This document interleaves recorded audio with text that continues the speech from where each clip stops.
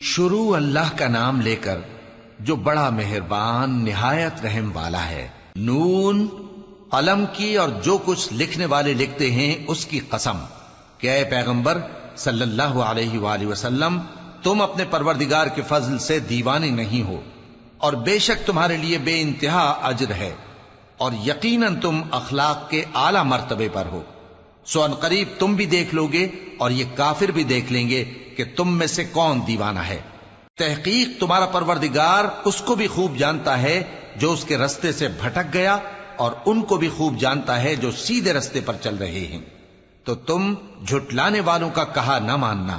یہ لوگ چاہتے ہیں کہ تم نرمی اختیار کرو تو یہ بھی نرم ہو جائیں، اور کسی ایسے شخص کے کہے میں نہ آ جانا جو بہت قسمیں کھانے والا ہے، ذلیل ہے، شرارت سے اشارے کرنے والا، لگائی بجھائی کرنے والا، مال دینے میں بڑا بخیل، حد سے بڑھا ہوا بدکار، سخت خو اور اس کے علاوہ بدذات ہے، اس سبب سے کہ مال اور بیٹے رکھتا ہے۔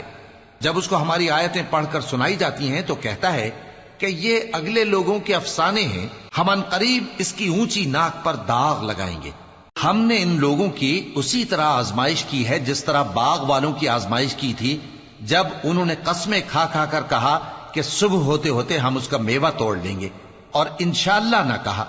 سو وہ ابھی سو ہی رہے تھے کہ تمہارے پروردگار کی طرف سے راتوں رات اس پر ایک آفت پھر گئی، تو وہ ایسا ہو گیا جیسے کٹی ہوئی کھیتی۔ پھر جب صبح ہوئی تو وہ لوگ ایک دوسرے کو پکارنے لگے کہ اگر تم کو کاٹنا ہے تو اپنی کھیتی پر سویرے ہی جا پہنچو۔ سو وہ چل پڑے اور آپس میں چپکے کہتے جاتے تھے کہ آج وہاں تمہارے پاس کوئی فقیر نہ آنے پائے، اور کوشش کے ساتھ سویرے ہی جا پہنچے، گویا پیداوار پر قادر ہیں۔ پھر جب انہوں نے باغ کو دیکھا تو ویران، کہنے لگے کہ ہم رستہ بھول گئے ہیں، نہیں بلکہ ہم بے نصیب ہو گئے۔ ایک جو ان میں سمجھدار تھا بولا، کیا میں نے تم سے نہیں کہا تھا کہ تم تسبیح کیوں نہیں کرتے؟ دوسرے کہنے لگے کہ ہمارا پروردگار پاک ہے، بے شک ہم ہی قصوروار تھے۔ پھر لگے ایک دوسرے کی طرف رخ کر کے ملامت کرنے، کہنے لگے ہائے شامت، ہم ہی حد سے بڑھ گئے تھے، امید ہے کہ ہمارا پروردگار اس کے بدلے میں ہمیں اس سے بہتر باغ عنایت کرے۔ ہم اپنے پروردگار کی طرف رجوع کرتے ہیں، دیکھو عذاب یوں ہوتا ہے، اور آخرت کا عذاب سب سے بڑھ کر ہوگا، کاش یہ لوگ جانتے ہوتے۔ پرہیزگاروں کے لیے ان کے پروردگار کے ہاں نعمت کے باغ ہیں۔ کیا ہم فرما برداروں کو نافرمانوں کی طرح نعمتوں سے محروم کر دیں گے؟ تمہیں کیا ہو گیا ہے؟ کیسی تجویزیں کرتے ہو؟ کیا تمہارے پاس کوئی کتاب ہے جس میں یہ بات پڑھتے ہو کہ جو چیز تم پسند کرو گے وہ تم کو ضرور ملے گی؟ یا تم نے ہم سے قسمیں لے رکھی ہیں جو قیامت کے دن تک چلی جائیں گی کہ جو کچھ تم طے کر لو گے وہ تمہارا ہوگا؟ ان سے پوچھو کہ ان میں سے کون اس کا ذمہ لیتا ہے؟ کیا اس قول میں ان کے کچھ شریک ہیں؟ اگر یہ سچے ہیں تو اپنے شریکوں کو لے آئیں۔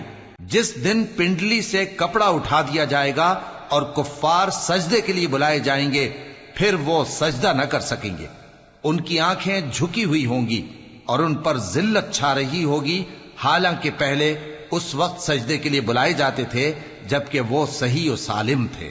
سو مجھ کو اس کلام کے جھٹلانے والوں سے سمجھ لینے دو، ہم ان کو آہستہ آہستہ ایسے طریق سے پکڑیں گے کہ ان کو خبر بھی نہ ہوگی، اور میں ان کو مہلت دیے جاتا ہوں، میرا داؤں بڑا مضبوط ہے۔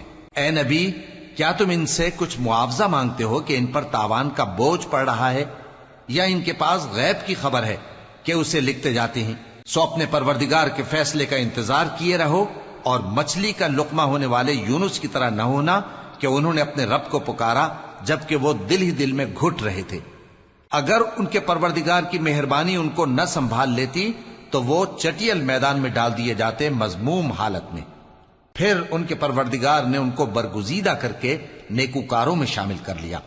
اور کافر جب یہ نصیحت کی کتاب سنتے ہیں تو یوں لگتے ہیں کہ تم کو اپنی نگاہوں سے پھسلا دیں گے، اور کہتے ہیں کہ یہ تو دیوانہ ہے۔ اور لوگوں، یہ قرآن تمام جہانوں کے لیے نصیحت ہے۔